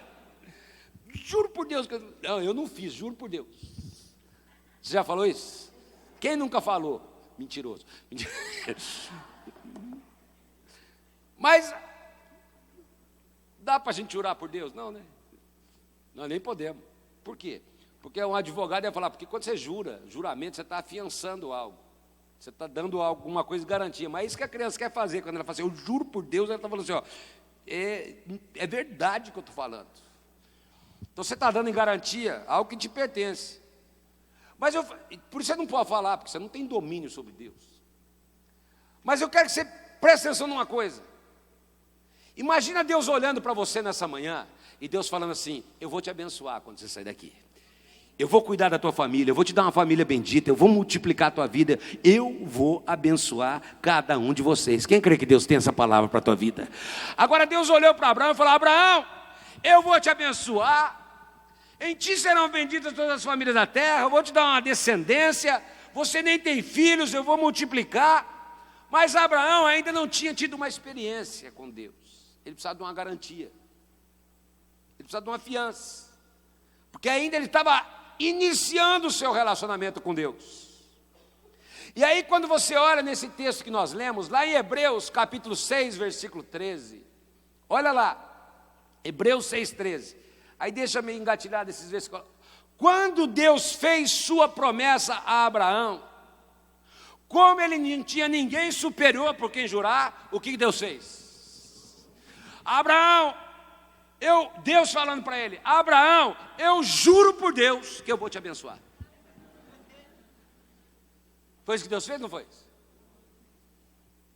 Quando ele fez a promessa a Abraão, não tinha ninguém superior por quem jurar. Então ele disse, eu juro por Deus que eu vou fazer isso na tua vida. Eu juro por Deus, Abraão. Ele não precisava jurar, ele é Deus. Mas como ele nos ama, como ele se importa com o homem, como ele ama demais o homem, ao ponto de descer da sua glória e enviar Jesus, ele olha para o homem e fala assim, eu vou fazer de você, eu vou tocar, eu vou te abençoar. E ele diz, e eu juro por Deus que eu vou fazer isso. Agora, dá a mão para o teu irmão e fala, essa promessa é tua também, fala. Agora levanta a mão dele e fala, e essa é a nossa vitória como igreja, fala. A palavra que você tem, vai lá, não é filosofia de Maomé, de Buda, de não sei o quê, de tatatá, não é livro de alguém. Você tem uma palavra de um Deus que jurou por Ele mesmo e disse, eu tenho promessas para a tua vida e eu vou te abençoar. Nós estamos debaixo da palavra de um Deus que é bom, diga comigo, Deus é bom, Deus nunca falha, Deus tem caráter. Quem crê que Deus é o mesmo ontem, hoje e vai ser eternamente, queridos? Quem crê que aquilo que Ele declarou sobre a tua vida vai acontecer? Então, com a mão levantada, diga: vai acontecer, eu creio. Então, estenda a mão para o teu irmão. Primeira lição desse texto fala assim: o homem muda, mas Deus não muda. Sabe qual é o nosso problema, queridos? O homem muda fácil ou não muda? Quem conhece alguém que mudou depois que ficou rico? Quem conhece alguém que mudou depois que virou chefe? Quem conhece alguém que mudou depois que virou líder na igreja? Depois que virou pastor? Depois que perdeu o cargo? Alguém falou: você não vai tocar mais. As pessoas mudam ou não mudam? Sabe por quê? Porque a gente muda de acordo com as circunstâncias. Porque a gente, dependendo da situação, a gente muda ou não muda? Você muda quando é promovido e você muda quando você não recebe nada. O homem, dependendo das circunstâncias, ele muda. E sabe qual é o meu problema e o seu problema? Muitas vezes a gente acha que Deus é assim, que Deus é temperamental, que Ele muda como o homem muda. Você está duvidando? Quem aqui já falou: Deus mudou comigo, Deus já não é mais o mesmo? Você já viu gente falando isso? Parece que Deus já não é mais o mesmo com a minha vida. Sabe por que as pessoas falam isso? Porque elas acham que Deus é temperamental, que Deus reage como o homem reage, que Deus pensa como o homem pensa, que Deus muda como o homem muda. Só que se isso acontecesse, a gente estaria perdido, lascado, porque o nosso Deus é imutável, Ele não muda. Quantas pessoas você conhece, esfriam na fé, abandonam o ministério, saem da casa de Deus, não querem nem ouvir mais, porque esfriam, porque acham que Deus mudou com elas. E é nessa hora que interiormente o inimigo começa a colocar dúvidas, sentimentos contra a fidelidade de Deus. E é por isso que muitos se revoltam contra Deus, se voltam contra Deus, levantam pensamentos que Deus mudou, e aí o coração esfria. E a primeira convicção que eu quero te trazer nessa última palavra que eu estou trazendo a você aqui na escola: saia daqui com uma certeza: Deus não muda. Não é porque as tuas circunstâncias mudaram que Deus mudou aquilo que Ele pensa a teu respeito. Então pega a mão do teu irmão e fala: Deus não muda. Levanta a mão dele, vai lá. Malaquias, confia em mim, está escrito lá, é que eu tenho que ser rápido. Malaquias capítulo 3, versículo 6, ele diz assim: eu sou Deus e não mudo, de outra forma vocês estariam perdidos. Então vai lá, chacoalha a mão do teu irmão e fala: a sociedade mudou, os tempos mudaram, a moda muda, muita coisa mudou, mas Deus e a sua palavra continuam.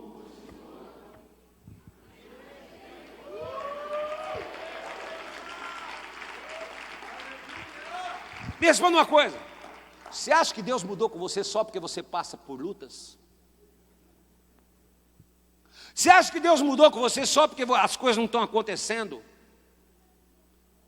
Guarda uma coisa, queridos: ao sair daqui, não importa aquilo que você esteja vivendo, Deus continua sendo um Deus de misericórdia, de amor, de graça, de bondade, que te ama, que te chama de filho e que tem propósitos maravilhosos para a tua vida, que tem promessas tremendas.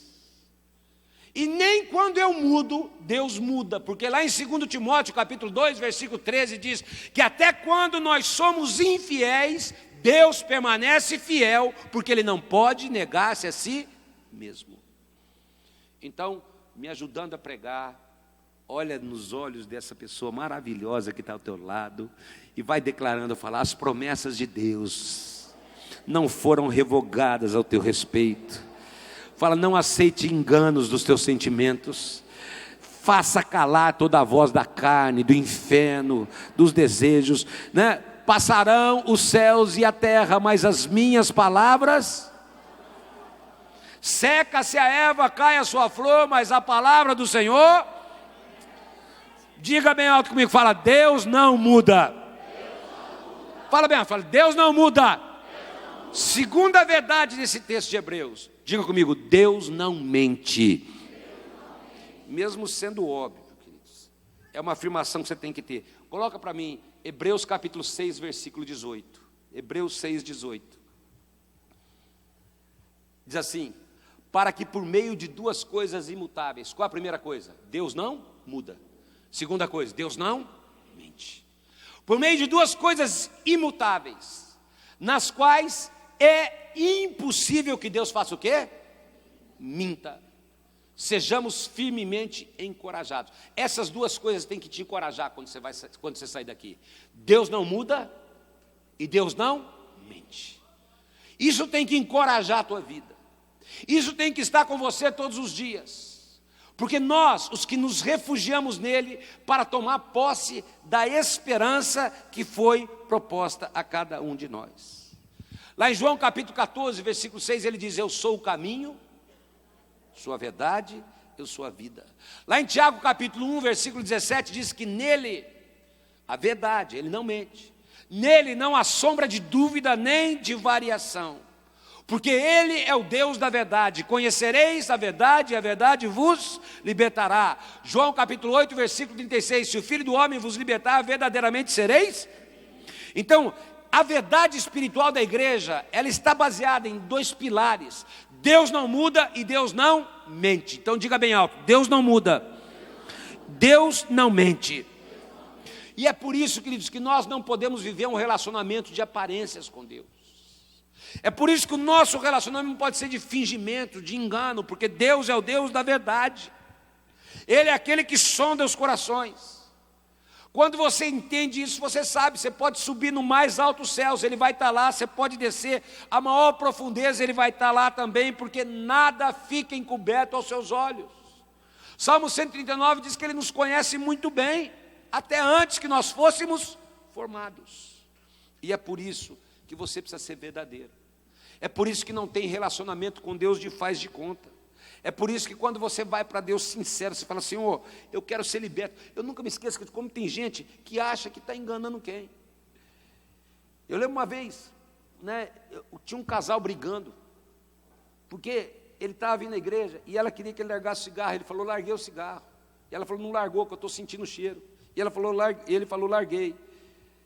Aí nós saímos, oramos pelo casal. No dia seguinte eu estava com um carro na rua. E eu passei, ele estava parado na frente de uma escola, ele estava com cigarro assim na boca. E eu buzinei. E eu fiz de propósito. Falei: e aí, irmão? Ele pegou o cigarro e engoliu.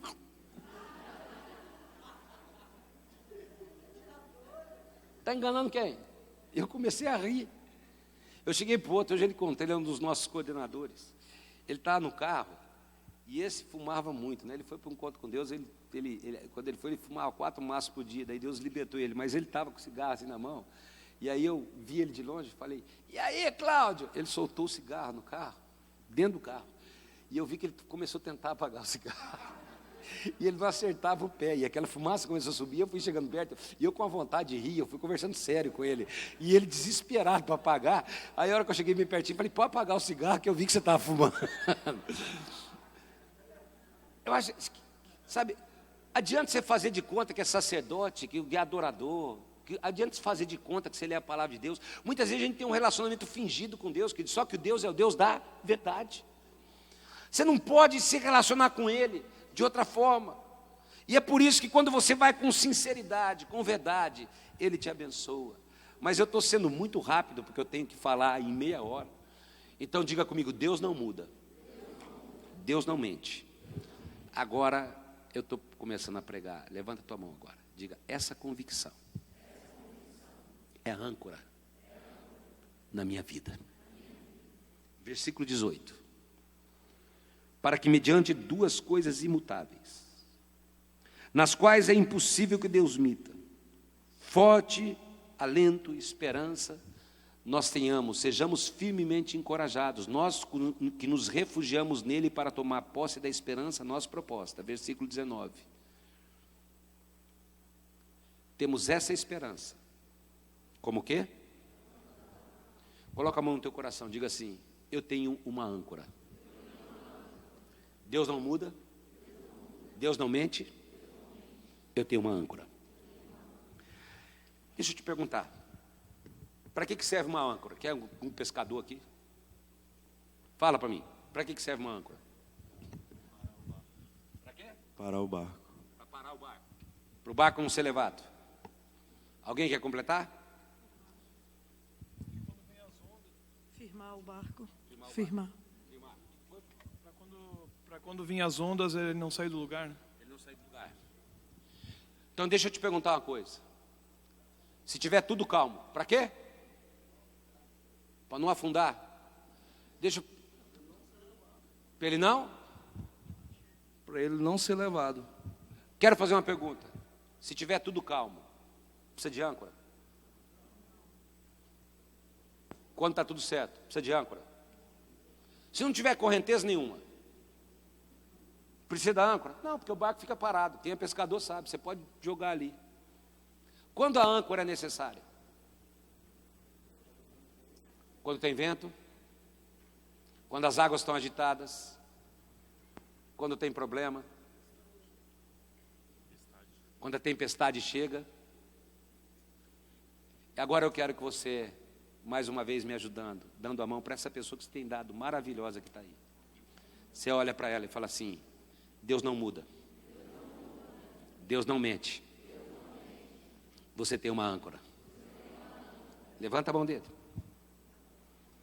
Fala assim: essa âncora não vai permitir que você seja levado por qualquer água, por qualquer vento, por qualquer coisa que bata no seu barco. Faz assim com a tua mão, querido. Ô Carlinhos, sobe aqui para mim, é que eu estou sendo rápido mesmo. Deixa eu dizer uma coisa. Âncora é o que traz segurança para o barco. Âncora é aquilo que não permite que você seja levado. É por isso que uma alma, uma mente solta, sem âncora, ela é levada pelas correntes da vida. Ela é levada pelos ventos de doutrina. É por isso que a minha avó já dizia lá atrás, 3 Samuel capítulo 1, versículo 2, cabeça vazia é oficina de quem? E as pessoas, queridos, para pensar quanta gente na igreja vive um monte de paranoia, medo, depressão, inconstância, questionamento, instabilidade, porque são uma mente sem âncora.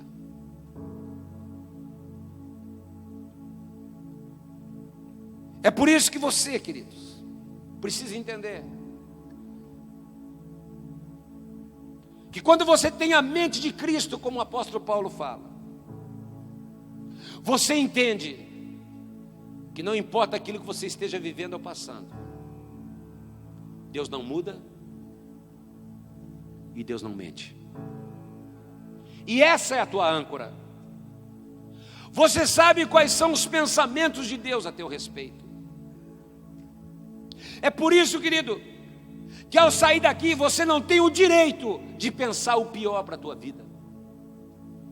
Você não tem o direito de pensar que Deus não vai fazer. Porque mesmo que o pior esteja acontecendo, a Bíblia diz que quando eu trago à memória aquilo que me dá esperança, eu estou ancorado numa promessa. As misericórdias do Senhor são a causa de não sermos consumidos, porque elas se renovam a cada manhã. Grande é a tua fidelidade. Quando Deus falou a Abraão: Abraão, eu juro por Deus que eu vou te abençoar. Eu juro por Deus que eu vou te dar um descendente. Eu juro por Deus que eu vou cuidar da tua vida. Onde Abraão pôs a mente dele, queridos? Porque por muitos anos ele não viu a promessa acontecer. E talvez você veio aqui e eu te disse: se preocupe com quem está lá fora, busque a presença de Deus. Porque não importa o que as tuas circunstâncias estejam dizendo, eu quero continuar a te dizer: Deus tem promessas para a tua vida e elas vão se cumprir. Talvez aquilo que você esteja vivendo não seja aquilo que realmente o Senhor falou, mas nessa hora você vai dizer: eu sei que Deus não muda e Deus não mente, e por isso é essa a minha âncora. Não vou ser levado por essas águas que querem agitar a minha vida. E eu quero perguntar: onde é que está a tua mente? Em que você está firmado? Coloca a mão na tua cabeça. Eu tenho que ser rápido. Fala comigo: Senhor Jesus, eu quero sair daqui com a minha mente ancorada nas tuas promessas. Os problemas, as dificuldades, as circunstâncias, as situações, o inimigo podem querer me levar, mas eu declaro nessa manhã: eu estou ancorado, eu estou enganchado. Observe essa palavra: eu estou enganchado no teu poder, na tua palavra. Eu estou amarrado nas tuas promessas e nada poderá me mover desse lugar, em nome de Jesus. Declara comigo, fala: pelo poder do sangue de Jesus. Vai lá. Eu estou ancorado, não é em palavra de homens, mas na palavra de um Deus que não muda, de um Deus que não mente, um Deus cujas misericórdias se renovam a cada manhã, um Deus que jurou por Ele mesmo. E eu quero que você entenda isso: Ele jurou por Ele mesmo que Ele ia nos abençoar. Quando você abre lá no livro de Gálatas, você vai ver que Jesus foi para a cruz. Eu não tenho tempo de abrir, queridos, só tenho mais 5 minutos, mas você lê em casa. Jesus morreu na cruz.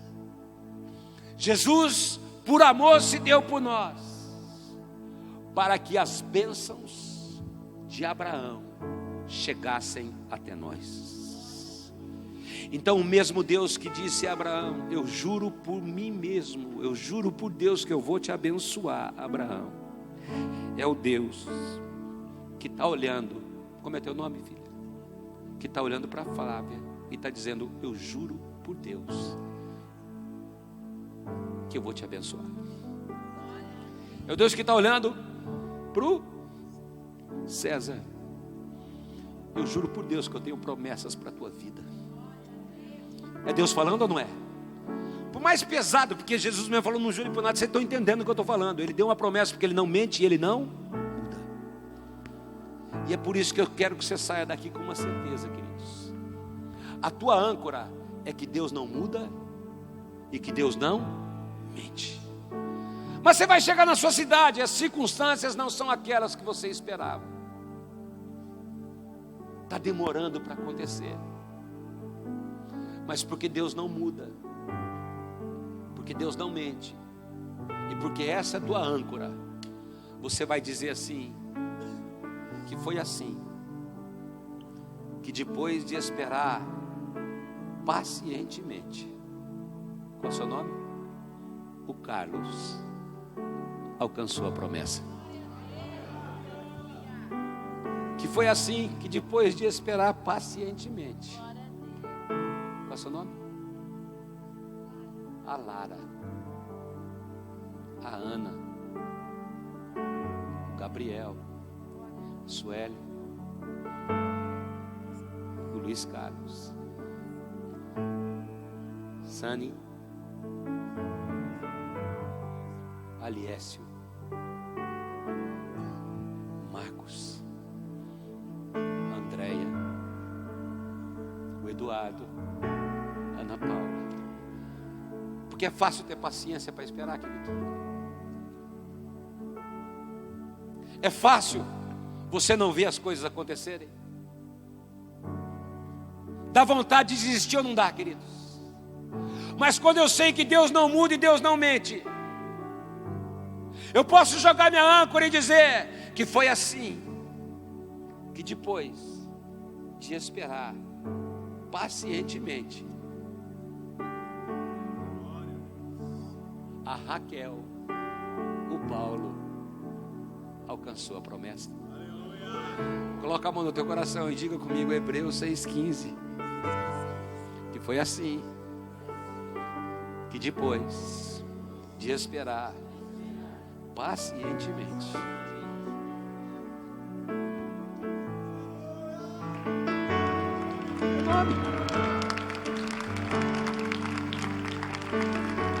eu não sei o que você está esperando acontecer. Mas uma coisa eu sei. Como é que é teu nome, filho? Jolly. Que foi assim. Que depois de esperar pacientemente,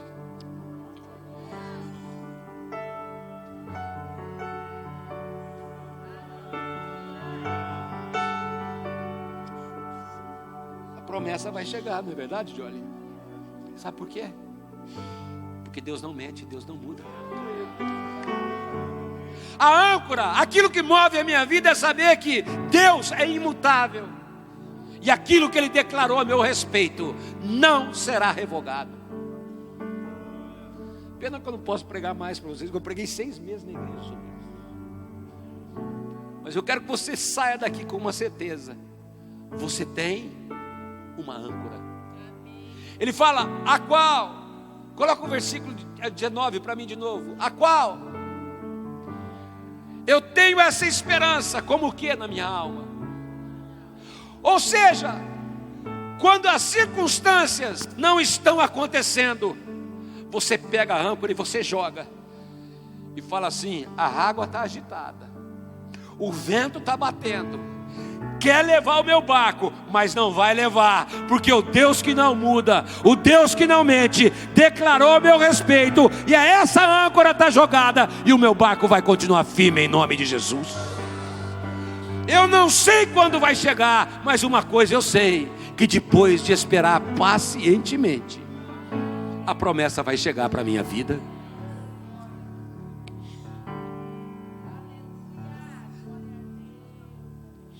E foi assim.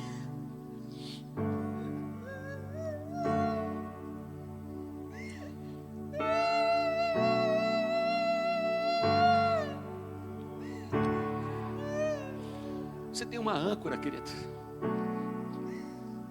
Você tem uma âncora.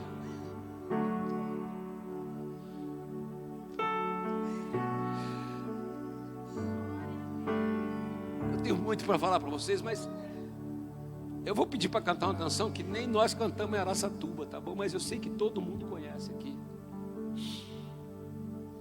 Deus de aliança, Deus de promessa, Deus que não é homem para mentir. Acho que faz muito tempo que a gente não canta lá, né, cara? Você sabe tocar essa canção? Você lembra como é que toca? Eu saber, você sabe que você sabe. O Lucas não gosta que eu pergunto assim. Mas eu queria que você pegasse a âncora na mão agora. Você não sabe como eu estou resumindo, mas eu quero que você entenda o que eu estou falando. Você vai sair daqui, pega essa âncora na sua mão. O Deus que deu promessas a Abraão, Ele diz que as mesmas promessas de Abraão são para a tua vida. São para a tua vida. São para a tua vida. O Deus que disse, eu juro por mim mesmo, Abraão, que eu vou te abençoar e eu vou multiplicar a tua descendência. Demorou? Demorou. Foi fácil? Não. Mas Abraão tinha isso como âncora da alma. Eu quero que você, a gente vai ficar em pé, mas eu quero que você entenda a profundidade desse texto, querido. É que eu não tenho tempo para falar. Coloca lá para mim, versículo 19 de novo. Versículo 19 de novo, Hebreus 6:19. É essa mesmo. Temos essa esperança como âncora da alma. Sabe, queridos, o que o diabo mais quer é, através das circunstâncias, fazer com que você conteste a fidelidade de Deus, para que você perca a sua adoração. Mas quando você tem essa âncora, você joga, você vai além do véu, e você diz, eu vou continuar adorando, porque eu sei que depois de esperar pacientemente, a promessa vai chegar para a minha vida. Eu não vou perder a minha voz, eu não vou sair desse lugar que é além do véu. Você permanece no santo dos santos. Você entende, queridos? Ele fala, essa âncora me deixa lá. Me deixa lá no santo dos santos, além do véu.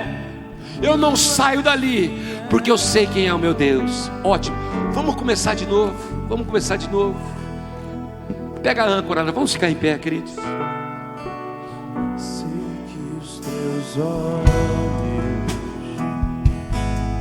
sempre atentos permanecem em mim.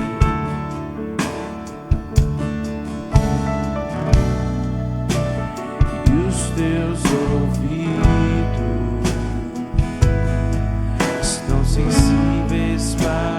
Se Deus está preocupado com quem está lá fora, imagina com quem está aqui dentro. Posso até chorar, mas a alegria vem de manhã. És Deus de perto e não de longe. Deus é fiel. Nunca mudaste, tu és fiel.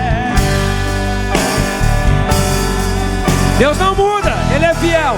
Agora Ele não mente. De aliança, Deus te promete. Ele não mente. Deus que não é homem pra mentir.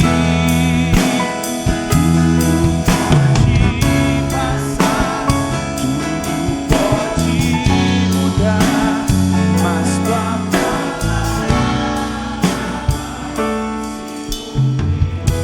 Está com a tua mão levantada. Guarda. Nós vamos cantar de novo. Mas guarda isso. Deus não muda. Essa primeira parte, Ele não muda. Sempre atento. Estão sobre a tua vida. Ele não muda. Se Ele está preocupado com quem está lá fora, imagina com quem está aqui dentro.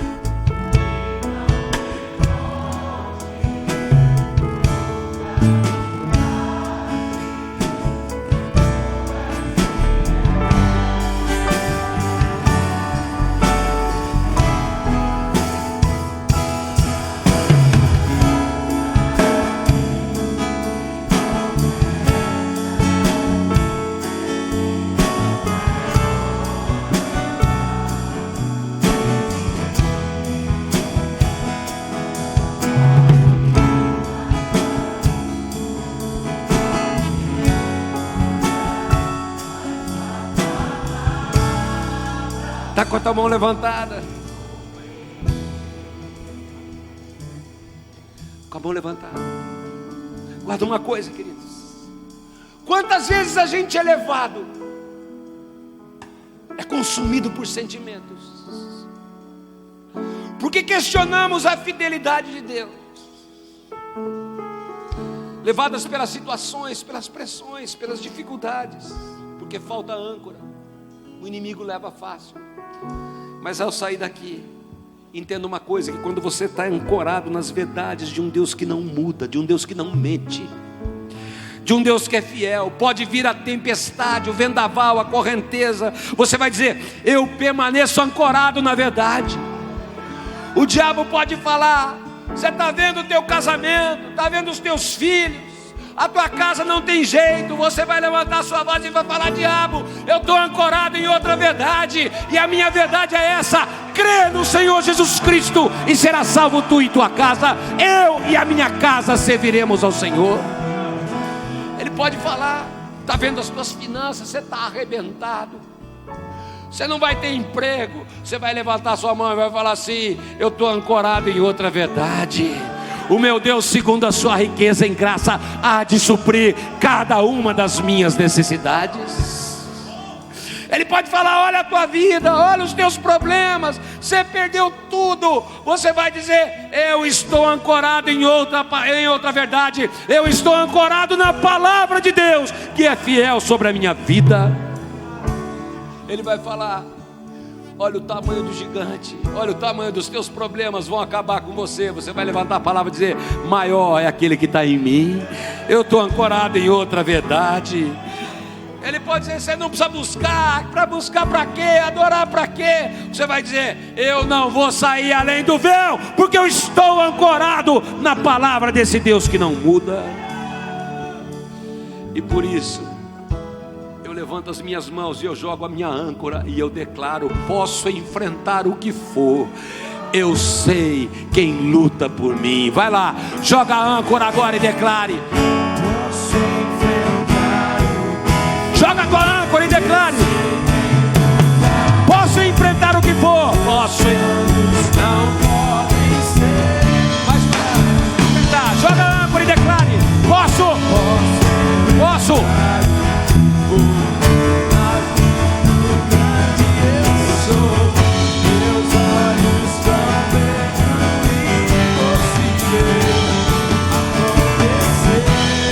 Isso. Vamos jogar a âncora de novo. Vai lá, posso. Posso enfrentar. Mais uma vez, posso. Posso enfrentar. Pega essa âncora e joga. Posso.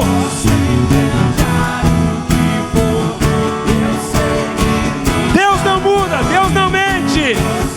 Deus não muda. Essa é a tua âncora.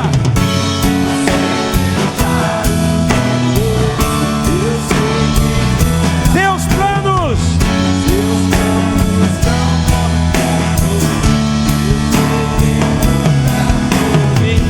Deus planos não podem ser frustrados. Essa é a minha âncora, a minha esperança.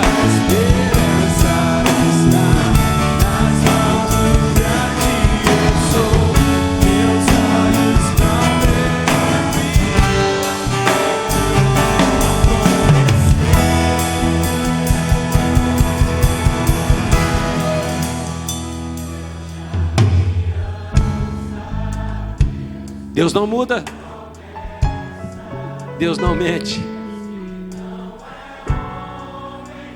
Essa é a âncora que te mantém além do véu.